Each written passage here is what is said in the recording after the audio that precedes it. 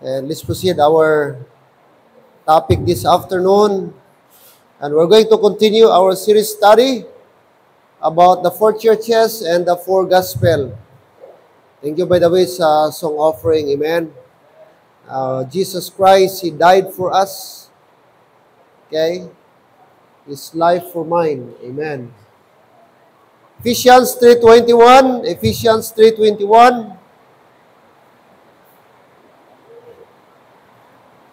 Okay, bumawi yung ulan, no? Ilang days tayo walang ulan. Napaka-init ang panahon. Napaka-alikabok. Okay, ngayon naman ang ulan.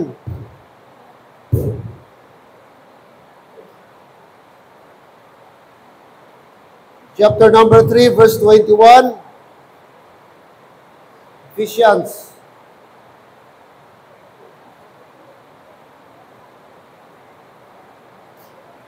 Okay, verse 21 all together. Read. Unto Him be glory in the church by Christ Jesus throughout all ages, world without end. Amen. Unto Him be glory in the church.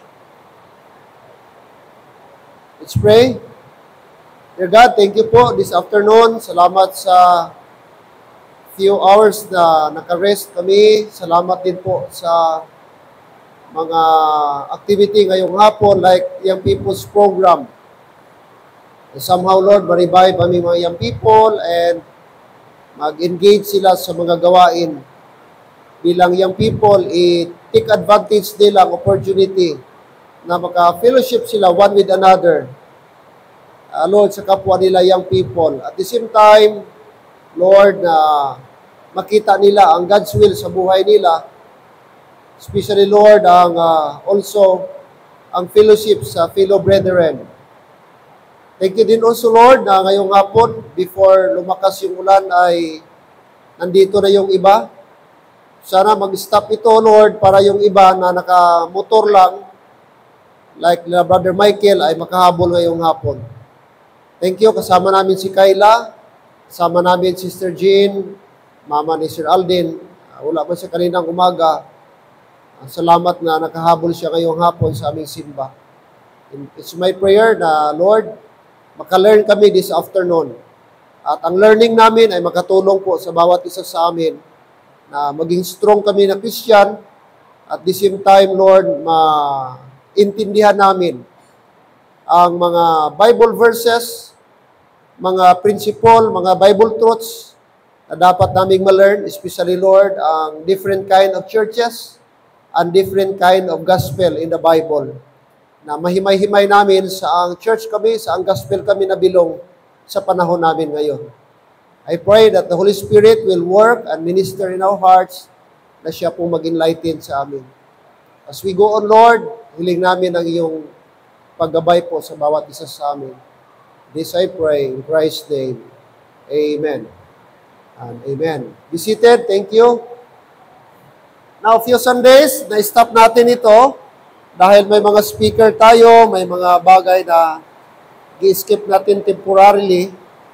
But this afternoon, we're going to study again, no? Just a recap para sa iba. Daanan lang natin bago tayo mag-proceed sa gospel.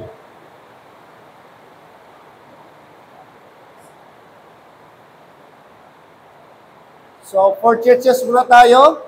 Again, ang ating timeline is the cross. No? The cross. It means the death of Christ. Okay, four churches. Church number 1. Okay, para sa iba na hindi pa masyado nakasubaybay, no? For the sake sa iba, okay lang, Brad? Mga members, i-review natin sandali. So, 4 po ang na-mention sa Bible na uri po ng simbahan o iglesia. So, unang church po na nabanggit sa Bible is Acts 7:38. Okay? Buksan natin para may pruiba tayo na na-mention po ito sa Bible. Okay? Acts 7:38. Acts chapter 7, verse number 38. 38. Acts chapter 7, verse 38. The Bible says, "This is he that was in the church in the wilderness, with the angel which speak to him in the Mount Sinai, and with our fathers who received the lively oracles to give unto us." So, according dito, na-mention po dito, this is he that was in the church in the wilderness. So, maliwanag po na may gi-mention ang Bible na church in the wilderness. At also ba, na-mention ang Mount Sinai. Sinai o Sinai, isa lang yan. Okay? So, saan ba sila nag-stop over, di ba, sa Mount Sinai? So, doon po binigay ang Ten Commandments kay Moses. Na-mention din po ang our fathers, referring sa ating mga forefathers, who received the lively oracles to give unto us. So, church in the wilderness. Church in the wilderness. Okay, pangalawa, the church upon the rock. Okay, pero ito, like I said, hindi po na tapos. Hindi po ito na fulfill. Sapagkat gireject po nila ang church na ito, pinatay nila ang Messiah, ang Savior, which is the Lord Jesus Christ. That is why i-continue ito doon po sa millennium. Itong church upon the rock. Atin yan siya. Pangatlo, the church which is His body. And pangapat ay the local church. So isa-isahin natin. Okay? Alright. Now, okay? Again, may mga tatlong tanong dito. Who are its members? How does one become a member? What is the church called out from? What is it? What is its destination? What are its purposes? Who are its leaders? And number 7, how does one ceases to be a member? All right. So, balik tayo sa church in the wilderness. Who are its members? Wala pong iba. Israelites. Jews in the time of Moses. Jews in the time of Moses.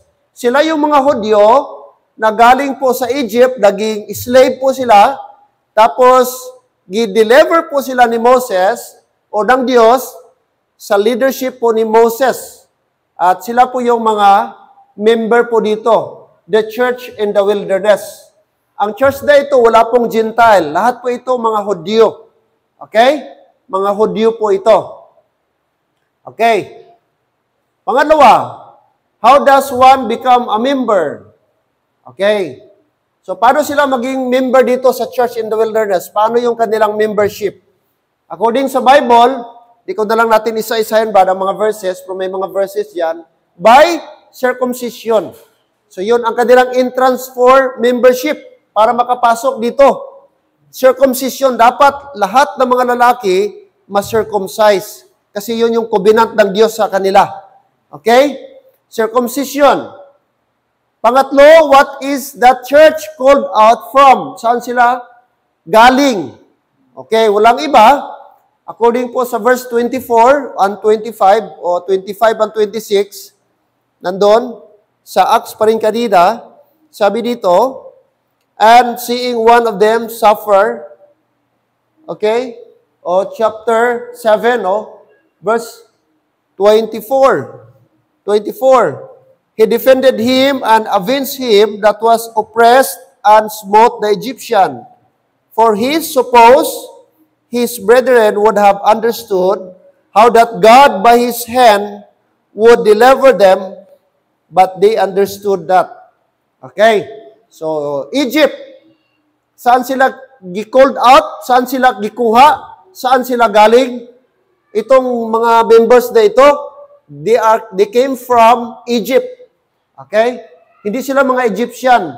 Mga Israelites sila na under sa Egyptian bondage.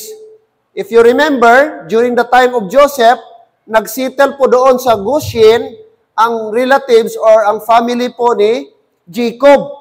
And then hanggang dumami sila ng dumami, and then dumating yung bagong Pharaoh Nakalimutan nila yung ginawa ni Joseph, ginawa po silang alipin.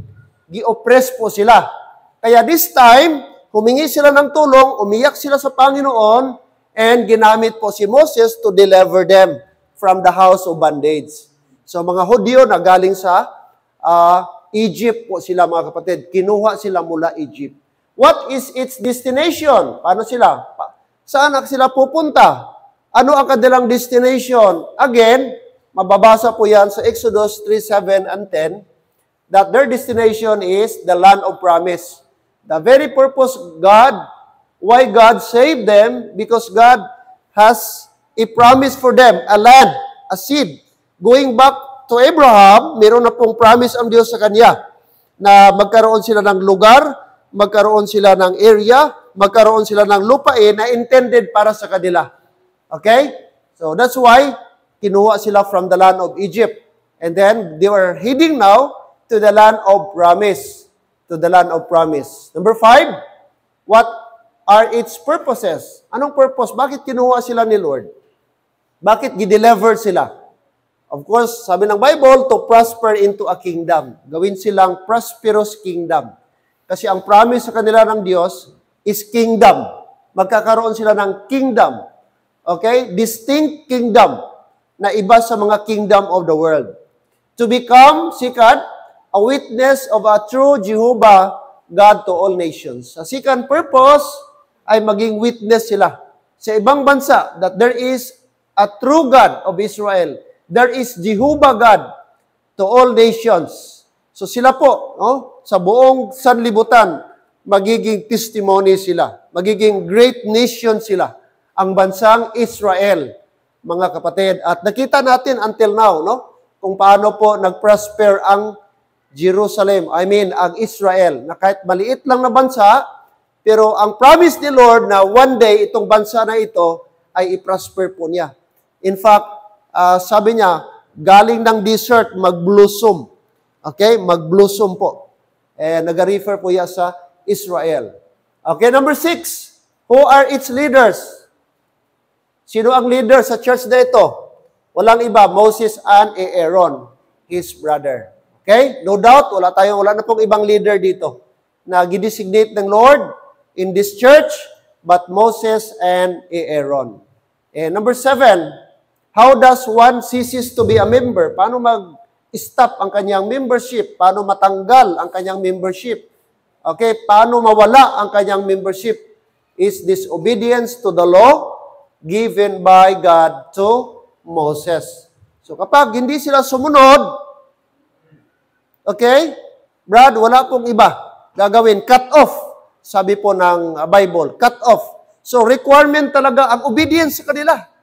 Dalawa lang, obey or disobey. Obey or curse. Kaya nga sabi doon sa Deuteronomy, blessing if you obey, and curse if you what? Disobey. So dalawa lang ang choices nila sa panahon po nila. Whether they obey God or they will reject or rebel against God. Kaya napakahirap po doon.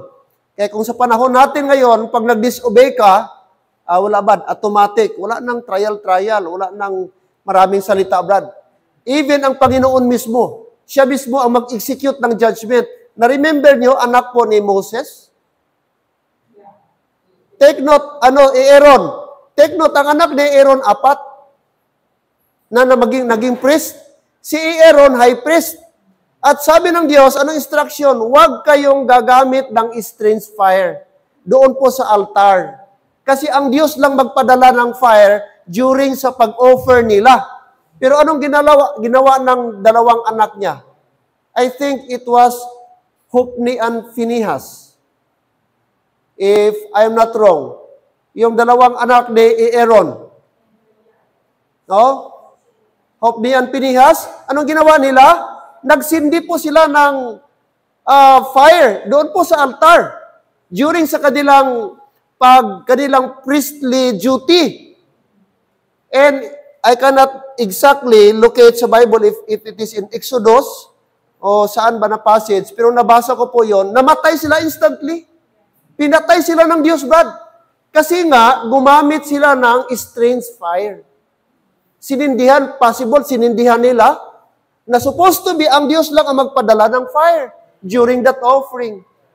Imagine mo, no? Ang tatay, high priest, sila, mga pari na, brad. Sila yung nag-minister sa altar always, every time na mayroong simba, sila doon, mga pari, nag-assist.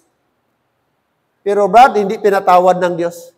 Kahit pari ka pa, kahit high priest pa yung tatay mo, pag mag-disobey ka, talagang mayroong kang kalalagyan. Oh. Pinatay po. I cannot, nakalimutan ko na sa Bible, pero meron po yan, brad. Pinatay po ang dalawang anak ni Aaron sapagkat nag-disobey sila sa instruction ng Diyos. So, ganun po katindi dito po sa church na ito. Kaya, mahirap po maging member sa church na ito. Hello? Kasi dapat obedient ka. Kaya kung hindi ka obedient, ritubado ka, may kalalagyan ka talaga. Kung di ka marunong mag-submit, hindi ka marunong mag-obey kung ano ang instruction ng Lord, wala na brad, second chance. Automatic po yan. No? Kaya ganun po ang kaibahan sa church in the wilderness. Okay? Ang church na ito, mga kapatid. Okay? Next, second church. Kasi apat ito. Okay, second church, pangalawa, church upon the rock. The church upon the rock. Ano ang church kanina? Church in the wilderness. Okay, mga Hudyo, walang Gentile, walang Pilipino, walang Asian doon, walang American doon, European. Lahat po doon sa church in the wilderness, mga Hudyo. Kaya hindi tayo pwede doon. At hindi din pwede, kasi may nag-claim, Brad, kami po yan, mga Sabadista. Diyan kami galing. Yun ang aming original na church. Yun yung mga concept minsan sa mga SDA. Kasi ang SDA, gi-adopt nila ang kanilang doctrine dito galing. Teaching ni Moses. Kaya sinasabi nila, amin yan. Yung Church of the Wilderness, kami po yan. Kailan lang natatag ang SDA? 1848. Ellen Goodwhite. Si Ellen G. White. Mga kapatid, babae pa ang founder nila. Actually, sa SDA, dalawa po, si William Miller.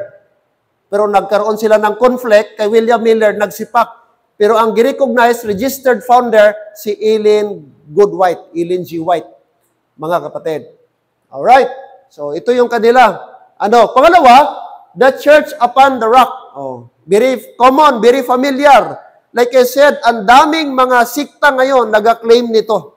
Matthew 16:18. Like I said, even mga Baptist, sali dito. Ga-claim sila na sila daw ito. Okay? Anong sabi dito? Matthew 16:18. Matthew 16:18. Sige po, buksan natin. Verse number 18. Matthew 16:18. Ready? Read.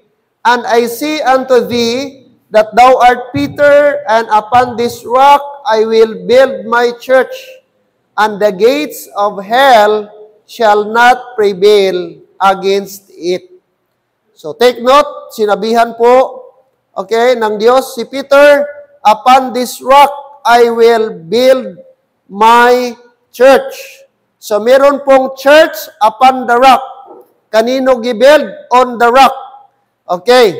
Now, again, I said, marami pong nag-claim nito. Lahat halos, lalo na po yung mga Katolik, na sila daw, si Peter daw ang gibigyan ng susi. Siya daw ang naghahawid, siya daw ang sa susi. Okay, na-mention dito na ang the case, ibibigay na niya ang susi. Okay, Peter, verse number 19, and I will give unto thee the keys of the kingdom of heaven. So may susi. Okay? In fact, sabi pa nila, si Peter daw ang unang papa. Ang unang pope nila. Kasi si Pope o si Peter daw ang sinabihan na diyan niya itatatag ang Iglesia Katolika Romana. Now, assuming si Peter, paano naging Pope si Peter? Una, hindi si Peter nakapunta ng Rome. Walang record si Peter nakapunta ng Rome. Requirement sa Pope, dapat makapunta ng Rome. Pangalawa, paano maging Pope si Peter na may asawa po siya? Okay? May passage sa Bible, Brad, na one day, nagkaroon ng trangkaso, fever, ang ugangan ni Peter, pinuntahan ni Jesus Christ, pinagaling ni Jesus Christ. Isa sa mga teaching sa Catholic, yung the teaching of celibacy. Celibacy, na kapag ka ikaw po ay pare, bawal mag-asawa sa buong buhay mo. Kasi daw, ikaw ay kinasal na sa Diyos. So, contradict po ito. Paano maging Pope si Peter? May asawa po siya. No? So, hindi mga kapatid. Okay, balik po tayo dito. So, church upon the rock. Okay? Now, who are its members? Sino ang mga members dito? Again, believing Jews during the time of the Lord Jesus Christ. Sila yung mga Hudyo din na nag-believe kay Jesus Christ, na si Jesus Christ, yan siya ang Messiah. Siya ang Savior. Siya ang coming King ng mga Israelite. So sila yon. Wala pong hindi Hudyo dito. Lahat po na member, upon this rock, I will build my church, is that all Jews, including ang 12 apostles. Okay? Including dito si Mary, mga kapatid, at marami pang iba na mga Hudyo. So, hindi po pwedeng ito sa atin. Kay Hudyo lang ito. Before the Christ, before the death of Christ, ito nangyari. Okay? Mga kapatid. How does one become a member? Paano sila magkaroon ng membership dito? Ano ang entrance nila para ma-member sa church na ito? Alright. Water baptism of repentance. Kailangan sila magpabaptize. Kailangan sila mag-repent. Matthew chapter 3, verse number 11. Okay, tingnan niyo po. 3, verse 11. Matthew 3:11, I indeed baptize you with water unto repentance, but he that cometh after me is mightier than I, whose shoes I am not worthy to bear. He shall baptize you with the Holy Ghost and with fire. Sino ito? Si John the Baptist. Look at verse 1. In those days came John the Baptist, preaching in the wilderness of Judea. So sabi niya sa verse 11, I baptize you with water unto repentance. But someday there is someone greater than me, mightier than me, whose shoes I am not worthy, refer kay Jesus Christ, He shall baptize you with Holy Ghost and with fire. So ang trabaho ni John, baptism unto repentance. Ano ito na baptism? Water baptism. Hindi ito spiritual baptism. Ang spiritual baptism, trabaho yan ng Holy Ghost at ni Jesus Christ. Sabi niya, He shall baptize you with the Holy Ghost and with fire. That is why, kailangan talaga mabaptize sila sa time po ni John the Baptist. Required sila na mag-undergo ng water baptism. Okay? And repentance is in order for them, mga kapatid, na maging part sa church na ito. Now, tanong, yan ba ang ating preaching ngayon? Na dapat ka mabaptize, dapat ka mag-repent para ma-member ka sa church? Yun ba ang ating preaching, Brad? Hindi. Amen? That's why hindi ito pwede nating i-claim. Kay iba ang paraan ng salvation, iba ang gospel nila, at iba po ang kanilang membership. Okay? So dapat maliwanag sa atin yan, mga kapatid. Si John, ang trabaho niya is to baptize sa mga believers unto water and unto repentance. Okay? So, okay, maliwanag po na ito po ay hindi applicable sa ating panahon ngayon. Hindi tayo naniniwala na essential ang baptism for salvation. Diba?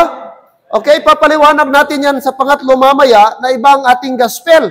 Kaya never tayo na mag-claim dito na ito tayo. Upon this rock, I will build my church. Diyan tayo, dito tayo na member. Hindi po. Okay, di natin naintindihan mga kapatid. Mag-contradict ito dito sa gospel na kanila pong susundin. Okay, mga kapatid. Okay, third is that, what is the church called out from? Saan galing ang church na ito? The church upon the rock. Okay, saan galing? The answer is from unbelieving and backsliding nation. Galing sa mga Hudyo na hindi naniniwala kay Kristo. Gireject nila ang kanilang Messiah. Pinapatay nila ang kanilang Savior, ang kanilang Messiah, na si Jesus Christ. So may ilan-ilan, praise the Lord, hindi lahat ng mga Hudyo ay mga unbeliever. Meron ding believer. Meron ding naniniwala na si Jesus Christ is the Son of God. Kaya nga sabi ni Peter, tingnan niyo po, sa balik tayo Brad, sa 16, bakit sinabi niya? Kasi nahulaan niya kung sino si Jesus Christ. Kasi ang tanong dito, sino ba ako sa inyo? Ano bang pagkakilala ninyo sa akin? Sabi ni Jesus Christ. Oh, tingnan niyo po mga kapatid.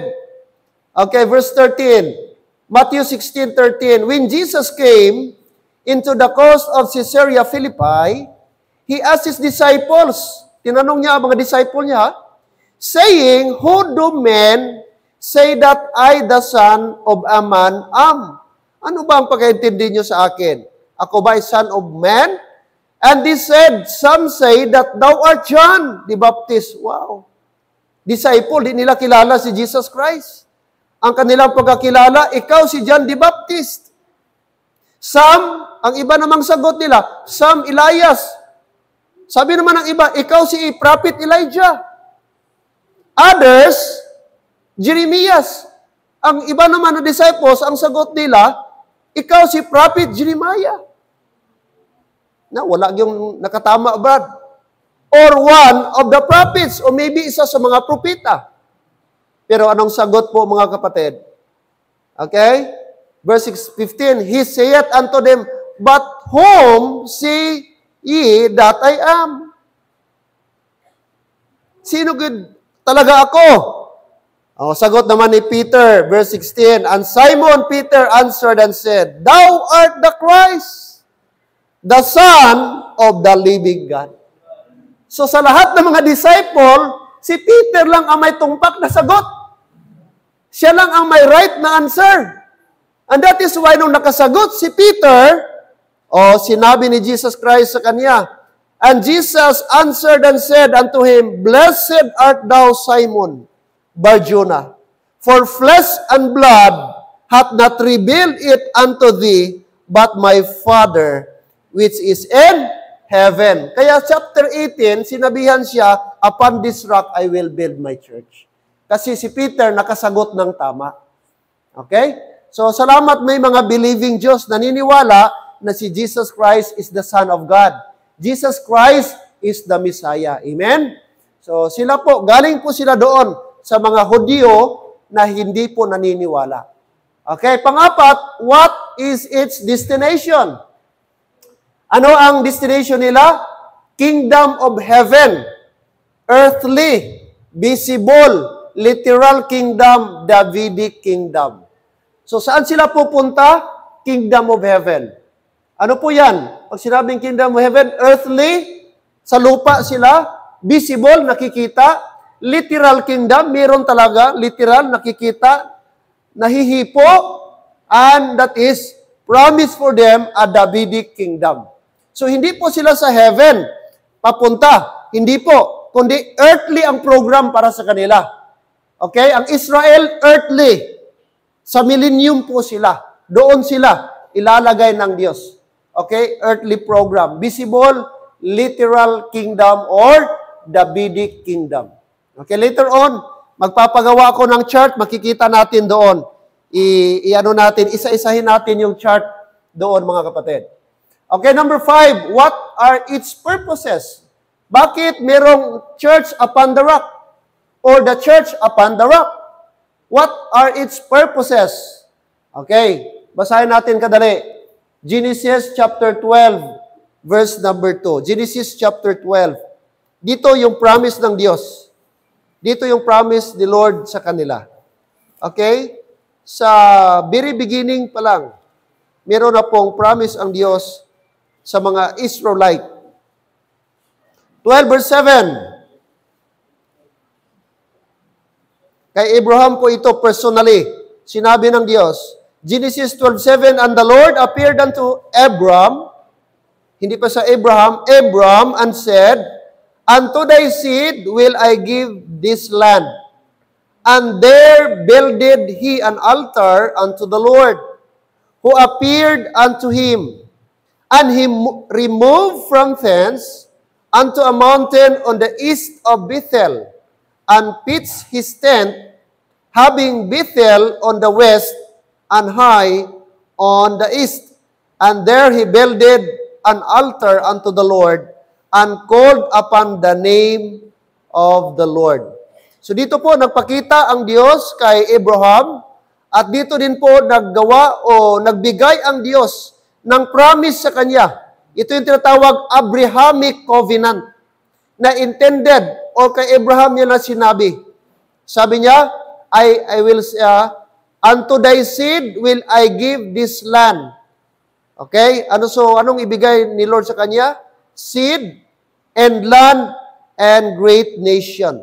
Okay? So, prophetic po yan, mga kapatid.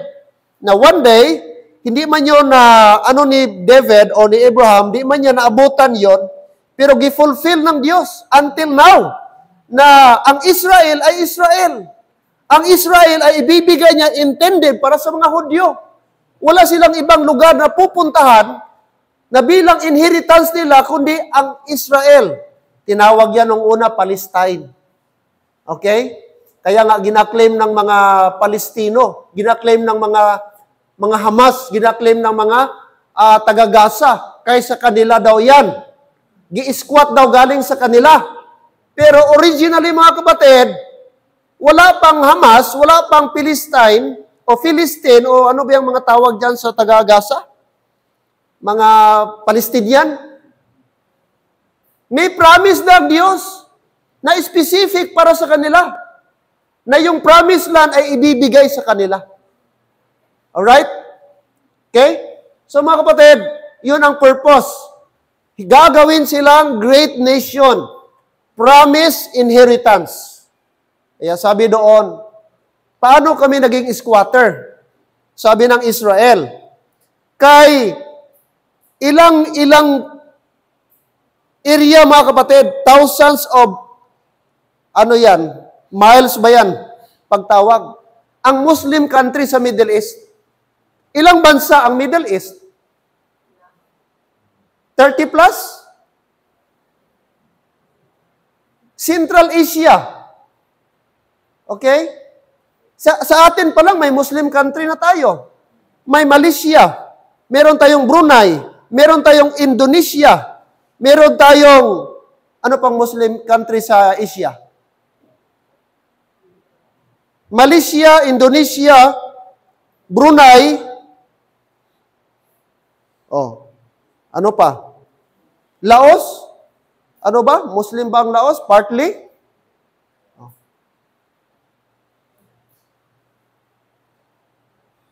Don't you know na Indonesia, the largest Muslim country?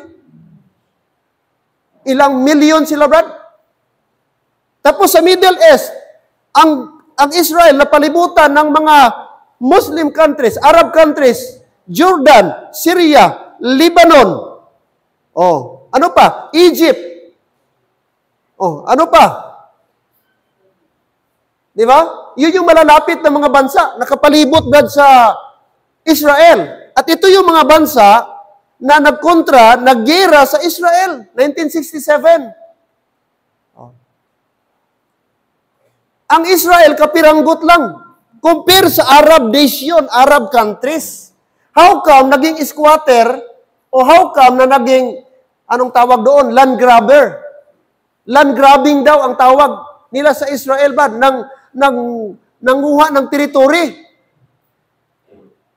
Saan ka makakita ng bansa na may another bansa? Alam niyo po yun ngayon, ang Israel, meron silang tinatawag ngayon na West Bank. Ang West Bank, mga Palestinian. Ang West Bank nasa loob ng Israel. Nakuha nyo? Ang kanilang bansa nandun sa Gaza. Dalawa kasi yung area. West Bank, controlled by government sa Israel, at yung Gaza. Pariho yan mga Palestinian. Kaya from time to time, nag-aaway sila kasi nasa loob ito ng territory ng Israel ang West Bank. Mga Palestinian yan. From time to time, nag-bombing sila, nag-against sila sa government. Ang Israel, mga kapatid, hindi ko ako nakapunta, pero according sa mga sabi-sabi, mas malaki pang Mindanao. Ang whole area ng Israel, malaki pang Mindanao. Imagine mo, so gaano ka ang Philippines nga, Brad, compare sa ibang bansa, maliit na nga tayo eh. Tama, Brad? I think mas malaki ang Japan kaysa atin in terms of land area. How much more kung ang Israel, ang Mindanao, part lang sa Philippines, how much more ang Israel na mas maliit pa sa Mindanao. So, pwede mong ikutin siguro yan buong araw. Kung mag-travel ka, baka mga dito lang yan sa Davao, makaabot ka na, baka maikot mo na yung Tel Aviv, maikot mo na yung Haifa, maikot mo na yung, ano pa yung ibang city nila dyan. Kasi may mga city din sila, mga tourist spot. Ang Tel Aviv kasi business hub nila yan. Nandyan yung technology, andyan yung mga scientists, andyan yung ano ng military, yung mga research center nila. Andyan po nakalagay sa Tel Aviv. Meron din siyang city na tourist spot nila. Imagine mo. Pero bakit nag-exist sila? Kahit nabuhay po sila sa gera. Kasi ang Diyos may promise sa kanila. Nagagawin silang great nation.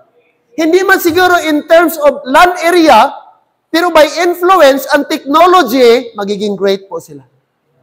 Amen? Never ka makakita ang Israel nag-resist. Ang Amerika nagkaroon ng resisyon.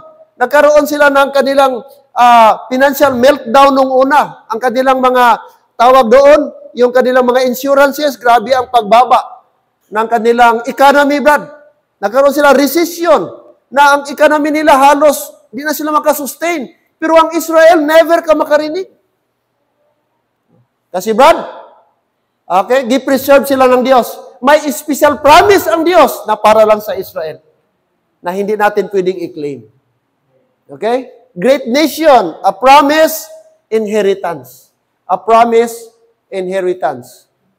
Like I said, imagine mo, doon pa ang mga ibang bansa, katulad sa atin, nag-aaral ng agriculture. Ano bang Israel? Disyerto. Pero bakit? Kaya nilang i-cultivate ang kanilang prosperous ang kanilang agriculture. Brad, because of that promise. Of course, with sa bagong technology nila. No? Kung saan ang mga advance ngayon, Brad, kasama ang Israel. So that is a promised inheritance. Number 6, who are its leaders? Sino ang leaders sa church upon the rock? Walang iba, si Jesus Christ. Sila yung mga pillars and the 12 apostles. Nung namatay si Jesus Christ, ang nagpalit sa kanya is the 12 apostles. Okay, take note again. Diyan pa tayo. Wala pong Gentile dito na member. Lahat po ito believing Jews during the time of the Lord Jesus Christ. Ang church in the wilderness, the same. Mga believing Jews na under sa authority ni Moses. Lahat na sumunod sa kanya, galing ng Egypt, mga kapatid, ay mga Hudyo din po yon. Pati yung nagrebelde kay Moses, na-remember nyo si Korah, Dathan and Abiram, na one day, sabi niya, bakit ikaw lang lagi ang sinusunod namin? Bakit ikaw lang kinakausap ng Diyos? Kami, di ba kami pwedeng mag-leader din? Bakit ikaw? Pitla ka naman. Kami dito, mas magaling pa kami magsalita sa'yo. Bakit dili ang Diyos magkausap sa amin? Sabi, ayaw na namin mag-leader ka sa amin. Sabi, alright, so let the Lord will judge between you and me. Sabi ng Diyos, okay, bukas separate kayo. And ang Diyos makipag-usap sa atin through this mountain. Ang sabi ng Diyos, separate ka, Moses. Separate mo din yung mga tao na And you know what?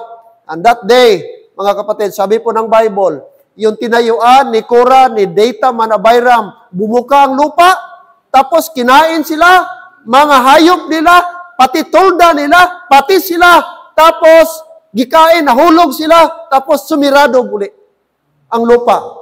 Parang walang nangyari, nilibing na buhay. Yun yung mga tao na hindi nag-submit sa leadership ni Moses. Mga tao nag-question nila ang leadership ni Moses. Mga kapatid, So sila yung napahamak kasi ayaw nila mag-submit sa leadership ni Moses that time. Okay, but this time, ito po ang kanilang leader dito ay si Jesus Christ. Perfect na ang kanilang pastor, pero may mga daga-rebelde pa rin. May ayaw pa rin sa leadership ni Jesus Christ. Okay? And of course, sa 12 apostles. Number 7, how does one ceases to be a member? Paano po mga kapatid? Mawala ang membership dito sa Church Upon the Rock, not believing Jesus as Messiah.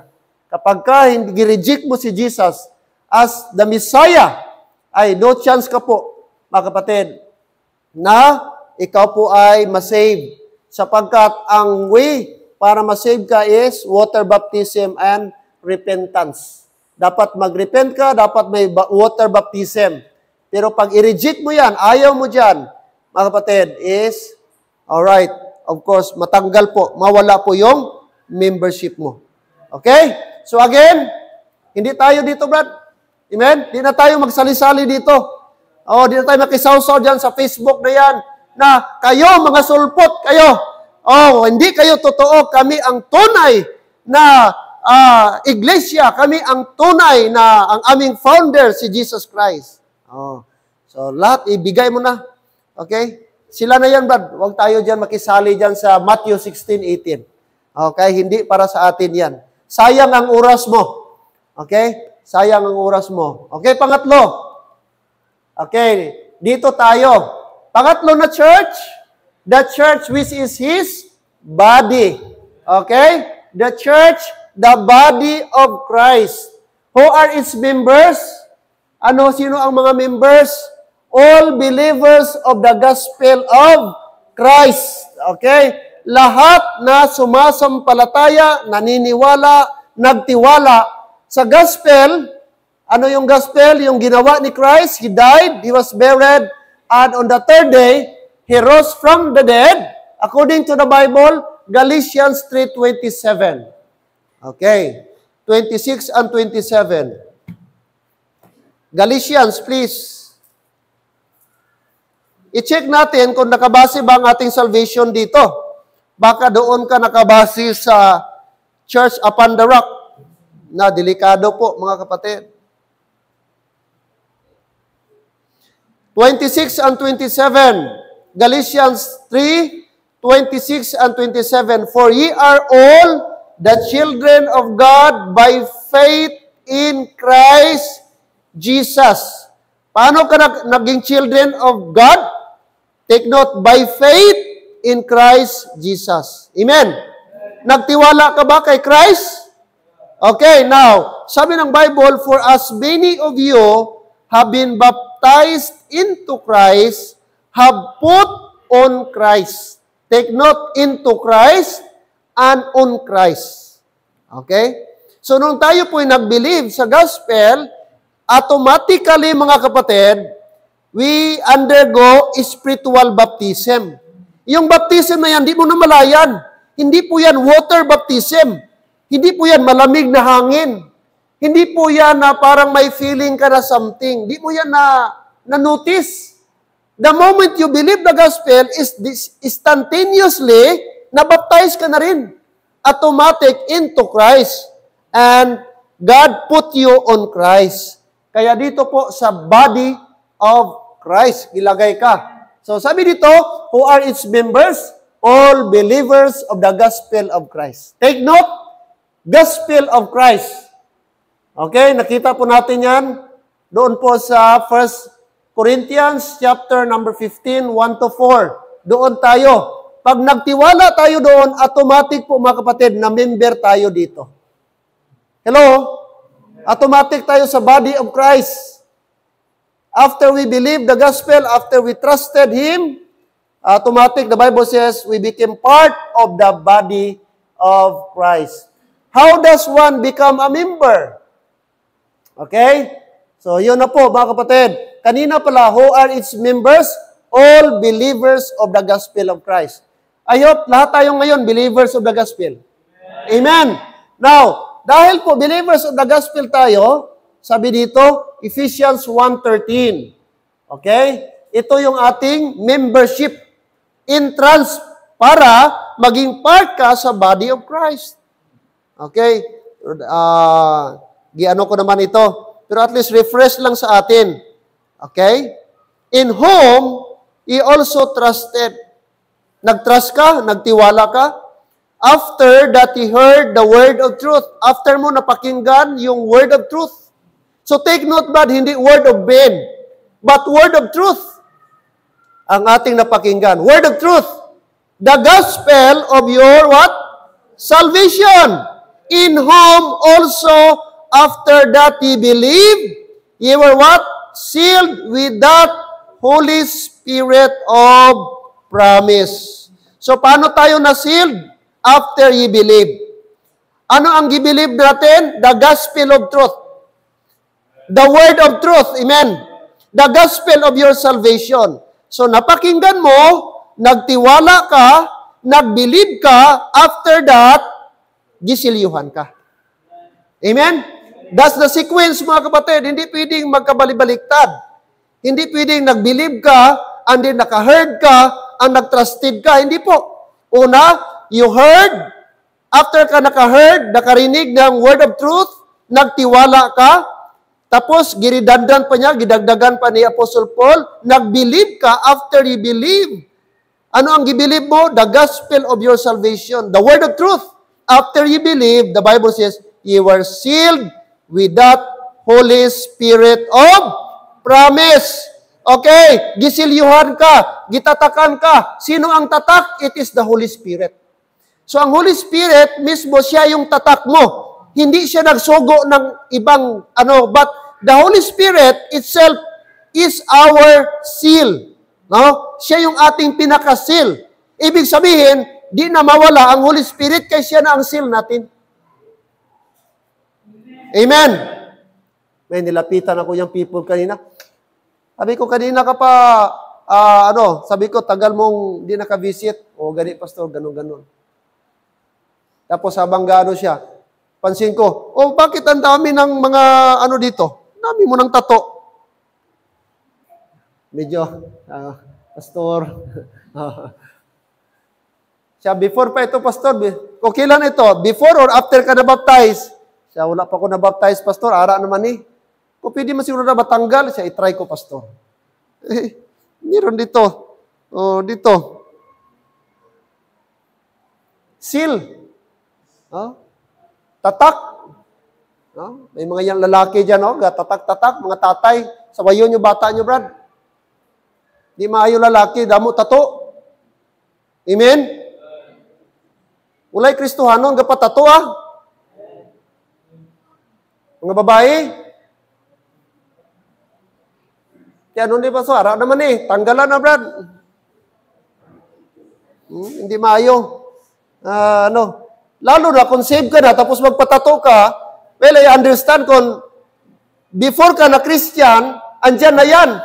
Pero problema, kung Christian ka na, tapos dumating sa utok mo, nagbaliktad utok mo, nagliso utok mo, daw nami man, pa-char-char lang, pastor, Pa-char-char ka da. Para astig ba? Dapat hindi. Amen? Ang Holy Spirit na ating tatak, siya yung ating tato, no? Gisilyuhan na tayo. Gitatakan na tayo. After you believe the Holy Spirit of promise. Amen?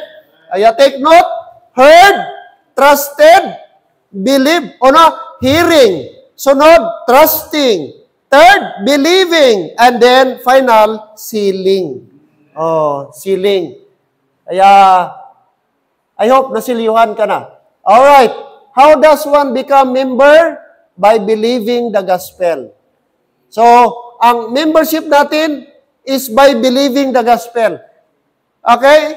It doesn't matter kung nabaptize ka o wala. It doesn't matter kung ano ang background mo, mga kapatid. As long you believe the gospel, kahit iba pang religion mo, kahit Islam ka pa, okay, Manalo ka, Suryano ka, Kibuloy ka, as long you believe the gospel, you become automatically member of this body of Christ. Amen. Praise God, no? Salamat, walang discrimination. Minsan may mga churches ngayon, ano ka? Di ba minsan, dili ka feel welcome. No? Pero dito mga kapatid, automatic. Wala gabasi si Lord, wala tingin si Lord kung ano yung church affiliation mo o church denomination mo. As long you believe the gospel, automatically. Amen. Instantaneously, you became part of the body of Christ. Okay, amen. Praise the Lord for that. Number 3, what is the church called out from? Saan ba kinuha? Saan tayo galing? Of course, walang iba. Galing tayo sa mundo. Okay, from the world and darkness. Doon tayo sa unbelieving world. Doon tayo, dati mga unsaved tayo. Anong sabi doon? Anong sabi doon? Ephesians 2:12. Ano tayo before God? Without Christ. Ano tayo? Aliens in the commonwealth. Okay? Outside of the covenant of Israel. Ano tayo? Without hope, without God. Doon, ganun tayo. That is our spiritual state. That is our spiritual condition before we got saved. That's why, kinuha tayo ng Diyos doon. And we became children of light. Amen. Glory to God for that. Okay, number 4. What is its destination? Saan ang ating destination? Third heaven. Present with the Lord. Amen? Hindi purgatory. Hindi kung saan-saan. After tayo mamatay, whether by natural death, or whether kunin tayo ni Lord by rapture, we are confident that we will be present with the Lord. Amen. Praise God. O basahin natin 2 Corinthians 5:8. 2 Corinthians chapter 5 verse number 8.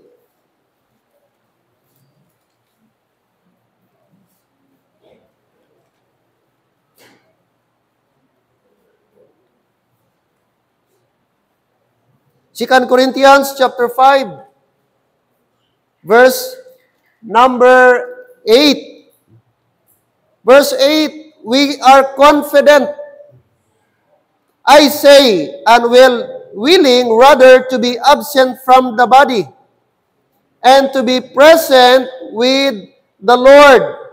Wherefore, we labor that whether present or absent, we may be accepted of Him. Amen? So sabi ni Paul, very confident siya. Why? Kasi kung ma-absent man siya sa body, he knows very well, he is very sure that he will be present with the Lord. Ang kanyang kaluluwa ay automatic, mga kapatid, ay pupunta doon sa ating Panginoon. Kaya mayroong verse na kalimutan ko, sabi din ni Paul, for whether we live unto the Lord. Or whether we die unto the Lord. Or whether we live or die, we are on the Lord. Amen? Once ang saved na tao ay namatay, mga kapatid, whether anumang klase ng death, we are on the Lord. Kaya na, hindi na mag-pray-pray ang ating mga loved ones, pamisahan. Kapag kay basi pa lang, magsaka ang kalag ni Brother Michael to Ramirez. Oo, aton to pangadian, aton to pamisahan kay para sigurado. Ay, hindi na.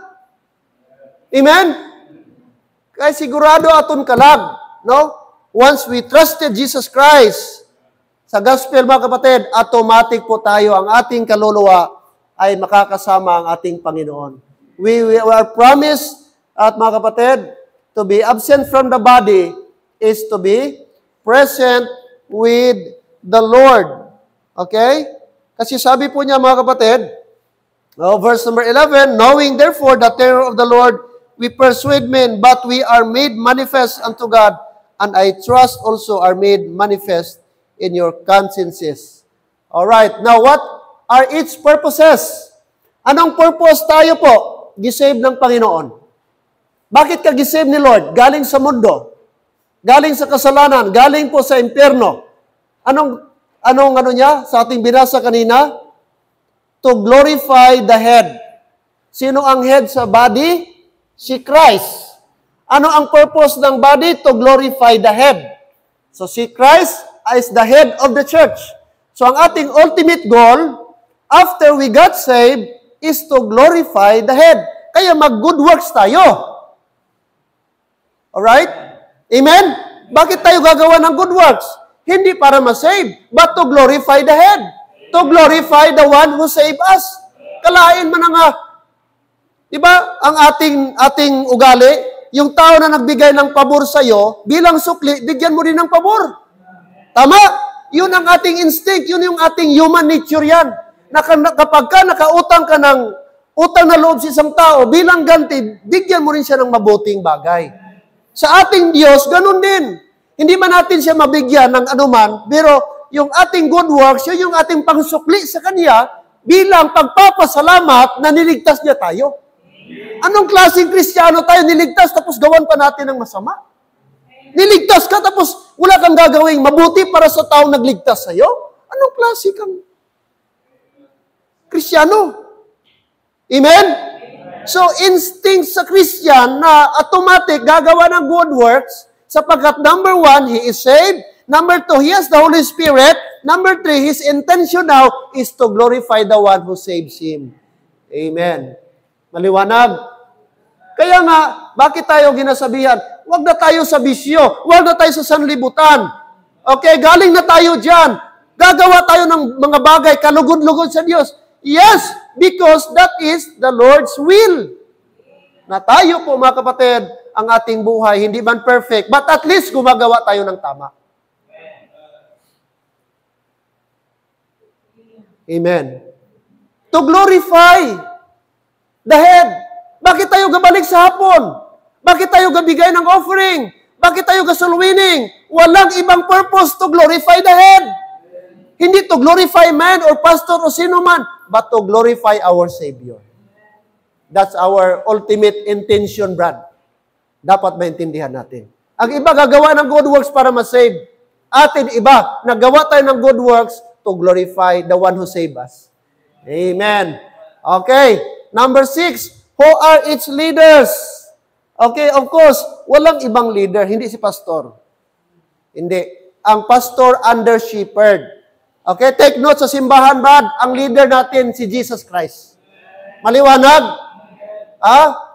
Wala tayong, ang pastor, ano lang yan siya? Parang nag-represent lang, leader lang in terms, mga kapatid, sa local church. Pero sa body of Christ, hindi. Walang pastor dito. Walang human pastor dito.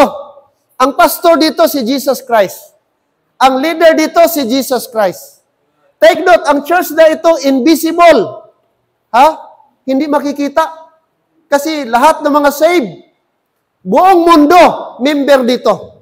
Whether Amerikano, Japanese, Australian, European, Asian, lahat halo-halo dito. As long he believes the gospel, he is a member of this church. Nakuha natin? Colossians 1:18. Kaya ang pastor dito, walang iba. Colossians 1:18. Colossians chapter 1, verse 18. Okay, let's read all together, please. Verse 18, ready, go. And he is the head of the body, the church, who is the beginning, the firstborn from the dead, that in all things he might have the preeminence. The word preeminence, pinaka-highest, pinaka-first, pinaka-supreme. So sa lahat po. Now take note, intindihin natin. And he, Jesus Christ, is the head. Kanino siya head? Of the body. Sa katawan. Kung saan tayo napabilang. So gidescribe, sino yung katawan? Sino ang body? The church. So sino ang body? The church. Who is the beginning, the firstborn from the dead, that in all things he might have the preeminence. So si Christ, siya naglalagay sa body. Okay? So lahat na saved ilalagay po sa body of Christ. Okay, number 4. So ang leader dito, Jesus Christ. How does one ceases to be a member? Paano ma-dismember? Paano matanggal ang membership mo dito? Answer. Mabasa? Gamay, no? Maliit, Brad? Pero anong pagkasabi, Brad? None. Amen? None. Anong none? Meron? Ano ang none? Wala gani. Wala. So pag sinabing wala, walang pwedeng magpawala sa'yo sa membership. Ibig sabihin, it will never be forfeited. It will never be disconnected. It will never be, mga kapatid, madismember. Kasi none eh. So, ibig sabihin, yan ang aming lesson kanina sa mga newly baptized, about eternal security. Ano ba ating kaligtasan? Nawawala ba? Pag di ka na nagsimba, di ka na ba saved? Ganun ba? Pag nagkasala ka ngayon, hindi ka na ba saved tomorrow? I-maintain mo ba ang pagiging ligtas mo? I-maintain mo ba ang good works mo para maligtas ka? Ganun ba ang sabi ng Diyos? Hindi po, mga kapatid. Kasi ang ating kaligtasan, hindi nakadepende sa iyo at sa akin, kundi sa ginawa ni Kristo sa cross. Kaya kung sa atin nakadepende, walang isa ma-save, walang isa mapunta ng langit. I tell you, mga kapatid, kahit pastor, puro impyerno. Kaya sa isip mo pa lang, alam mo na, makasasala ka. Kung sasabihin ko sa iyo, na base ang kaligtasan mo, mag-maintain mo ang good works mo, I tell you, walang ma-qualify lahat, disqualify. Kaya nga, salamat sa Panginoon, na hindi po ganon. Nagbigay siya ng paraan upang ma-qualify tayo, upang maging mga kapatid, maging easy ang salvation. Alright. So, how does one ceases to be a member? Wala po. None. Members are eternally secured. Take note the word eternally secured. We are forever secured. We are completely secured because of the work of Jesus Christ on the cross. Siya po yung ating mga kapatid, nag-secure po sa atin. Uy, bakit na, okay. Siguro alam na natin, Romans chapter 8, Brad. Diba? No one is able to separate us from the love of Christ. Neither death, nor life, nor height, things present, things to come, principalities, powers, etc. No any other creature shall be able to separate us from the love of Christ, which is in Christ Jesus our Lord. Pag sinabi, shall not able, that means shall not able. Kaya, iyan ba ang matibay natin na verse, pinanghahawakan, sulat ni Paul, na walang isa ni bagay no dahilan na makapaghihiwalay sa atin mula sa pag-ibig ng Diyos sa pamagitan ni Kristo na ating Panginoon. Kaya sabi ng iba, mga hambugiro. Si Sinoy, tsura pa lang. Sinogit, sila, luwas na daw. Sigurado na daw sila sa langit, mga tikalo, mga baptist, lalo ni mga liberty. Why tanang hinambog? Gideclare lang natin, anong sabi ng Diyos? Pag hinambog ba, pag sinabi na, oy, nakapasa ako ng ganito, civil service, pag hinambog ba, gisabi ko lang ang truth. Amen? Kung sinabi ko, I am saved, that is true, because that is what the Bible said. And I trusted it, I believe on it. Kaya confident ako na magsabi niyan. Kaya sinabi ng Diyos, walang makipaghiwalay, that means settled ang ating kaligtasan. Settled ang ating security. Amen. Praise the Lord for that. Kaya, mga kapatid, dito tayo. Dapat sikapin mo, mamember ka dito. Sayang, member ka. Active ka sa ibang simbahan, pero wala ka na member dito. Sayang. Sayang ang effort mo. Active ka sa iba, pero dito, wala ang membership mo. Kapatid, secure natin. Kaya ito ang sa lahat na church. Sa lahat na church, sa apat na church, may isa pa tayo. Okay, ikatatlo ito. Sa apat na church, dapat i-secure mo. Before it's too late, dapat mamember ka dito. Di bali na, wala ka na baptized. Di bali na, wala kang denomination. But I hope and pray na sana dito, member tayo. Kaya ito ang magdadala sa iyo sa langit. Hindi kung anong denomination meron ka ngayong hapon. Kaya hindi yan mag-matter. During the judgment set, hindi ka man tanungin, baptist ka? Ikaw. Agwantista ko, Lord. Agwantista. Sinong founder mo? Agwantista kaya po. Agwanta ay simba-simba. Damo na subong, mga agwantista. Bisan Domingo, kamas-kamas gyapon. Way simba-simba. Okay. Now, Wala na tayong tanong dito. Maliwanag ba sa atin? Klaro ba sa atin, Brad? Nakuha ba natin? I hope na, mga kapatid, members, lalo ng mga lalaki, pag tinanong kayo dito, Brad, I hope makapag-explain kayo. Amen. Amen, mga men. Arap pa ka mo, Brad? Amen. Pag ipa-define sa inyo, Brad, 4 churches, I hope sana ma-explain natin isa-isa. Maliwanag natin na masabi, ano ang diferensya ng 4 na churches? Tanungin yung pastor, oh, Brad, naniniwala ka ba? Ilan bang church sa Bible? Sabi, damo Bible, damo church sa Bible. Klo mo na, Brad. Anyway, gini. So, explain mo. Okay. So, yan po. Kaya dapat maliwanag at maintindihan natin. O, kasalanan na ninyo, Brad, kung di pa kayo marunong. Gibalik ko na ito, ha? Tapos na tayo dito. Pero, Brad, binalik ko pa for the sake, makuha natin, matuhog natin. Amen? Yon. Pang-4 at panghuli.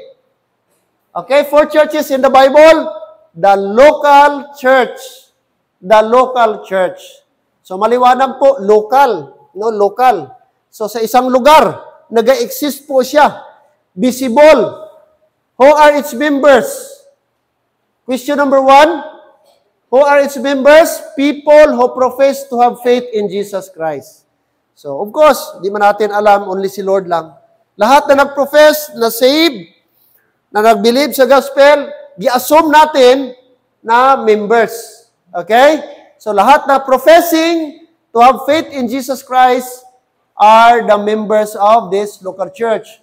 How does one become a member? Of course, may mga churches na wala nila gi-ano. Pero sa atin, as our practice, mga kapatid, dalawa po. Profession, kung saved na siya, i-profess niya dito sa pulpit na ako ay saved. Okay? Ako ay ganito. Okay? Sapagkat naniniwala ako na ito yung ginawa ni Jesus Christ sa akin. That's why na-save ako. So by transferring of membership, kung church ka na o Christian ka na from other churches, i-profess mo dito, i-testify mo dito, paano ka na-save. Okay? That's the way, one way na tinatanggap natin ang membership. By transfer of membership. Pangalawa, we believe also, although wala dito sa ating nakalagay, pero meron yung isang natin. Okay, sa isang PowerPoint gilagay. Of course, yung ating practice, which is the water baptism. No? Ating water of baptism. Sa local church ito. Pero sa body of Christ, walang baptism. Iba ang baptism doon. O, sa atin dito, gina-practice natin. Now, pangalawa, what is the church called out from? Of course, from a lost world. Galing pa rin tayo sa lost world. Okay, number 4, what is its destination? Okay, not all are saved. Hindi lahat, masabi natin, na member sa local church, lahat din po ay heaven papunta. Only God knows lang. Amen? Only si Lord lang. Ako di ko man masabi, Brad. Talaga. Pero minsan, through sa testimony, through sa action, through sa walk of life natin, minsan masabi mo, save talaga ito. No? Amen? Di man tayo Diyos, pero siyempre makita. Sabi ng Bible, okay, makilala mo daw ang tree by its fruit. Makilala mo, ma-identify mo. Pero di natin masabi 100%. What is its destination? Not all are saved. Of course, heaven pa rin. Pero di natin masabi that all member of the local church is heaven-bound. I hope so. No? I wish na sana, mga kapatid, lahat talaga ay saved tayo. Number 5, what are its purposes? Anong purpose? Anong dahilan? Bakit po may local church? Perfecting of the saints, work of the ministry, edifying of the body of Christ, to discipline believers. Alright? Discipline believers. So para daw, bakit may local church? Perfecting of the saints. So doon tayo ma-equip, i-equip ang mga saints. Tapos mag-function tayo sa mga ministry. Diyan tayo mag-work sa ministry, diyan tayo mag-practice. Diyan natin i-exercise sa local church ang ating mga ministry. Ano pa? i-define natin ang body of Christ. Kanina, sa body of Christ, members tayo. Pero dyan tayo ma-edify sa local church. Kasi kung wala kang local church, hindi ma-edify ang body of Christ. Okay? Ganun po ka-importante ang local church. And of course, sa local church, meron tayong discipline sa mga believers. Alright? So, meaning, essential ang local church. Hindi pwede na wala kang local church. Alright? Amen? Na Christian ka na wala ka ng local church. Importante po ang local church. Mga kapatid, para kang estudyante na walang eskwelahan pag wala kang local church. Para kang athlete na walang team. Pwede ba yon? Bago lang tayo nag-Israa. Apil ka man dito, archery.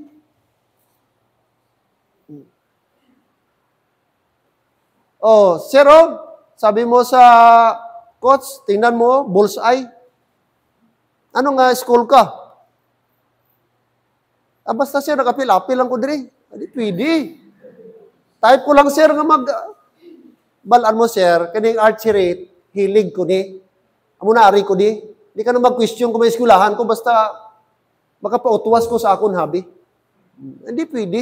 Ito, pulian na ito. Hindi pwede. Lahat na may ID diri dapat. Hindi pwede diri mag-apil nga wala eskulahan. No?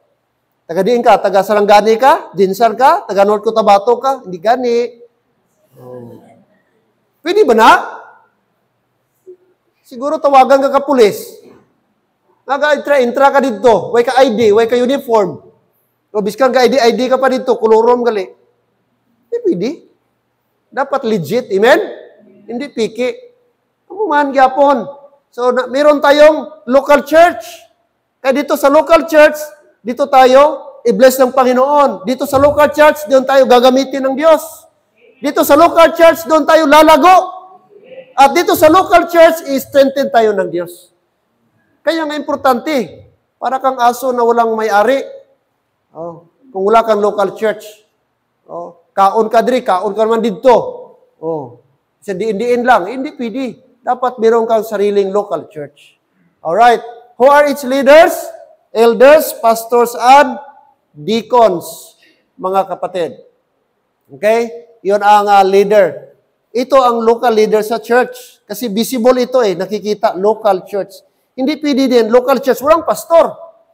Kahirap yun, simbahan walang pastor. Lahat membro, leaders. Lahat member, pastor. Sino na lang ang member? Kaya lahat pastor. Pwede ba yun? Pwede. Mayroong leader. At gilagay ni Lord, under shepherd. Amen? Hebrews 13:7. Anong sabi ng Bible? Hebrews 13:7.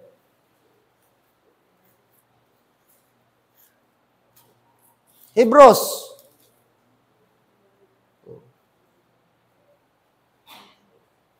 Hebrews 13:7. Remember them which have the rule, amen?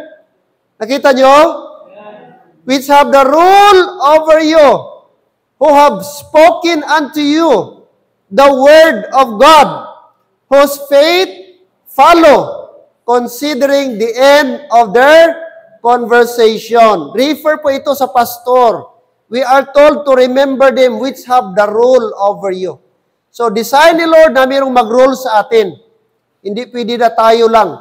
Okay? Kaya alam ng Diyos, mahirap pag walang nag-rule. Amen? Tingnan niyo po 17. Basahin natin. All together. Ready, go. Obey them that have the rule over you, and submit yourselves, for they watch for your souls, as they that must give account, that they may do it with joy, and not with grief, for that is unprofitable for you. Amen.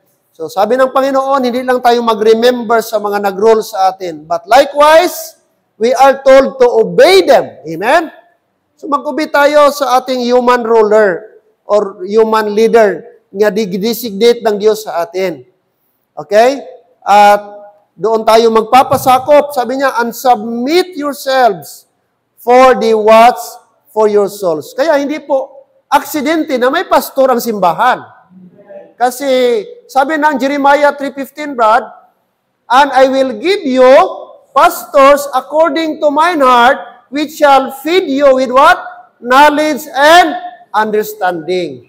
So, design ni Lord na may member, design ni Lord na may pastor for mutual well-being para mag-benefit ang dalawa, ang pastor at ang members.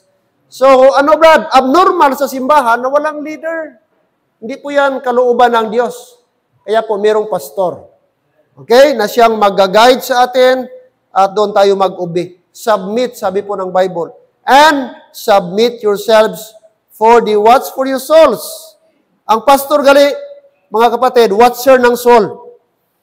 Mabuti pa, watcher ka doon sa eleksyon. Pero itong watcher for your souls, mahirap. Oh, di biro ito na trabaho. Bakit po? Sabi ng Bible, for the must give account that they may do it with joy. So, accountable ang pastor. Okay? Now, again, how does one ceases to be a member? Nalagay mo namin ito.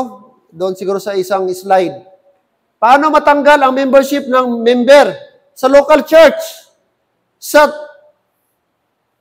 body of Christ, walang tanggalan. Kasi eternally tayo doon, Brad, secured. Dito meron. Okay. Number 1, pagpatay ka na, alangan, member ka lang yapon. Paano ma-terminate ang member mo? Ano, by death? Doon ka ba sa election, pagpatay ka na, wala na gani. Di ba? Wala ka ng record, di na Kasi patay ka na nga eh. Okay? Di ka na pwede. So dito, pagpatay na, that means patay na, wala ng connection. Di mo to pwede. Oy, ang patay, apila to ninyo, panukta to ninyo, sukuta to kay may Arata Church anniversary. Oh, ay, paano naman? Di pwede. Okay? So, wala na. Termination is by death. Physical death. Number 2, okay? Anong pangalawa? Nature of work. Halimbawa, mag-transfer na, kaya doon na siya nakapangasawa. Doon na siya naghanap buhay. Oh. Of course, i-let go natin. Hindi natin pwede na, lalo na pa nagpaalam na, Pastor, doon na kami sa Cebu magtira.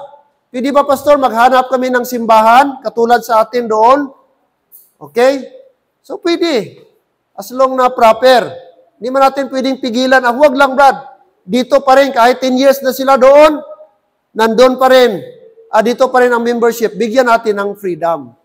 Okay? Maliban lang kung nag-abroad ka, tapos babalik ka, of course, ang membership mo dito sa Pilipinas. Okay? Hindi pwede, katulad asawa ni Brad Maki. Okay? Si Sister Ann, babalik siya, doon pa rin. Pero kung forever na doon, of course, i-let go natin. And of course, ano pa, mga kapatid? Third one is discipline. By discipline. Kung nagapasaway ka, membro ka, sige ka pasaway, giwarningan ka na, itigil mo na, wag na yan, then mag-decide ang body, Brad. Ano sabi sa Mateo? Kung merong earring, brother, puntahan mo, kausapin mo. Kung hindi siya makinig, bring somebody para ma-establish 2 or 3 witnesses. Tapos, ayaw pa rin, ikausap mo na personal, one-on-one, ayaw, gidalhan ng isa na witness, ayaw pa rin, and then bring him to the church. Okay? And sabi ng Bible, kung ayaw niya makinig bad, ayaw niya magpaturo, ayaw na ng discipline, let him be, mga kapatid, as a hidden. I-excommunicate. I-terminate ang membership niya kung ayaw niyang makinig sa church. Local church po yung sinabihan. Hindi po yung body of Christ. Local church. Kaya meron pong church discipline. Merong church discipline. So, pwedeng mawala ang membership sa local church. Mga kapatid, 3 ways. Death, nature of work, and of course, by discipline. Amen? So, I hope naintindihan natin. Ito po yung 4 churches. The church in the wilderness, the church upon the rock, the church, the body of Christ, and the local church. The local church. So ito po ating simbahan ngayon. Local church po ito. Okay? At magkasama po ang body of Christ at saka po ang local church. Pareho po yan sila importante. Amen? Hindi pwedeng church lang. Tayo, the body of Christ, importante din po. Okay? How I wish na pagpatuloy natin ang 4 gospel, pero kulang na tayo sa oras. But next time. Who are its members? People who profess to have faith in Jesus Christ. By water baptism, how does one become a member? By water baptism, by attesting their signature with a statement of faith, or what? Church covenant. Doon po, Brad, magpasok ang membership. Ano pa? What is the church called out from? From a lost world or darkness. And number 4, what is its destination? Not all are saved, bound to heaven. Philippians 3:20, 1 Thessalonians chapter 4, 16 and 17. All right. And then, what are its purposes? Perfecting of the saints, work of the ministry, edifying of the body of Christ, to discipline believers. Number 6, who are its leaders? Deacons, pastors, and elders. Take note, yan po sila ang gidesignate ni Lord na maging leader sa local church. Hindi, leader ba? Hindi dictator. Kasi iba yung dictator. Okay? And number 7, how does one ceases to be a member? Transfer of residency, death, and then refusal to undergo church discipline, and may pang-apat pa pala. Inactiveness.